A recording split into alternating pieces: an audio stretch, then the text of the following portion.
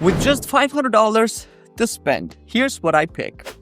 Optoma HD 146X. The Optoma HD 146X is a brute force powerhouse. It's all about getting the brightest, punchiest 1080p picture you can for the money, but it makes some serious compromises to get there. In my experience, the first thing that hits you is the sheer brightness. It's rated at 3600 lumens, and while my measurements came in lower, it's still bright enough to cut through some ambient light, which is impressive for this price. For gaming, the raw power combined with the enhanced gaming mode makes for a really responsive big screen experience.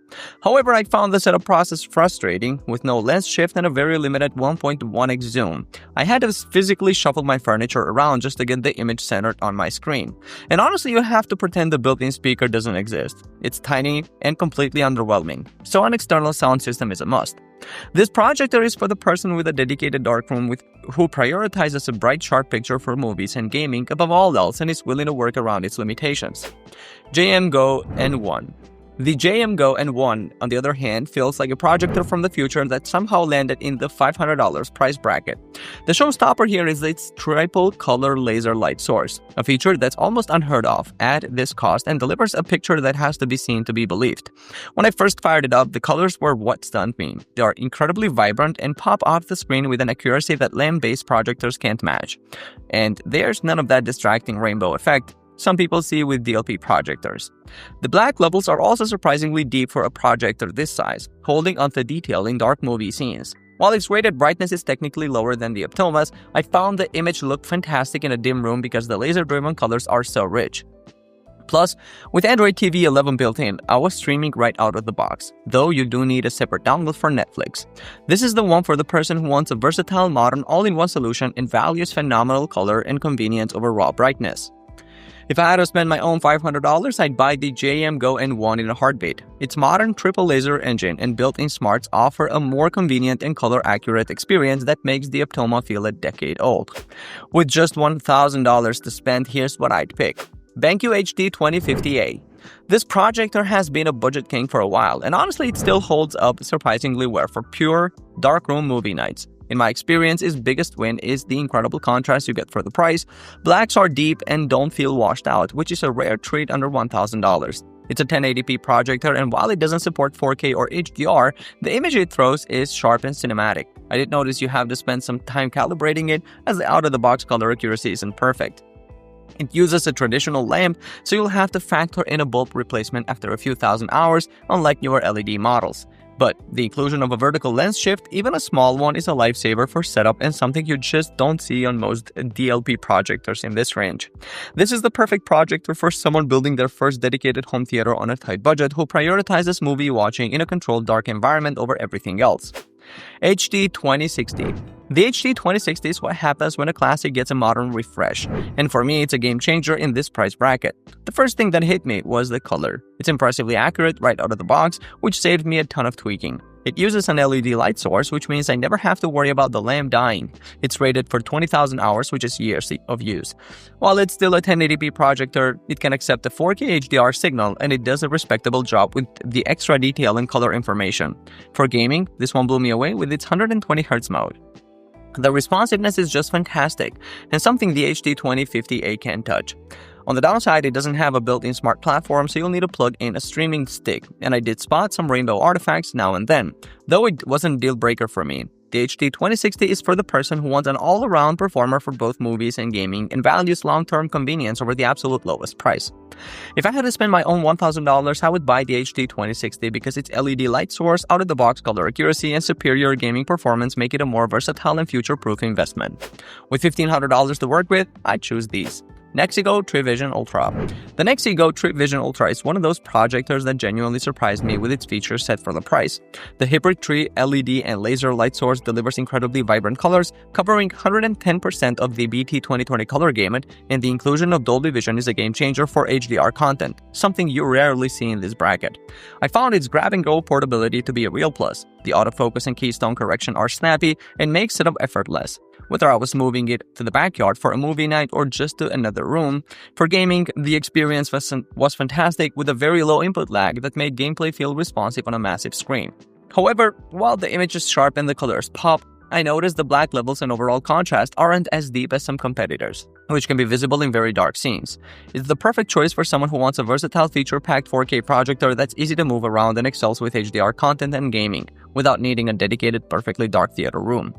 Epson 3800. The Epson 3800 is an absolute workhorse that prioritizes raw image quality, and it completely won me over with its brightness. This thing is like a light cannon, easily punching through ambient light in my living room, making it great for daytime viewing. The 3LCD technology means I never saw any distracting rainbow effect, and out-of-the-box color accuracy in natural mode is just superb. It looks fantastic without any tweaking. I was also seriously impressed by the setup flexibility. The manual lens shift and 1.62x zoom gave me way more options for replacement than the digital adjustments on the other projectors, all without degrading the 4K picture quality. On the downside, it feels more like a traditional permanent fixture. It's bulkier and lacks any built-in smart OS or Wi-Fi, so you'll need to plug in a streaming stick. But for a home theater enthusiast who prioritizes a bright, cinematic, and color-accurate picture for movies and doesn't need smart features or portability, this projector is a phenomenal value. If I had $1,500, I would buy the Epson 3800 for its superior brightness and contrast, which deliver a more impactful cinematic experience in a dedicated setup.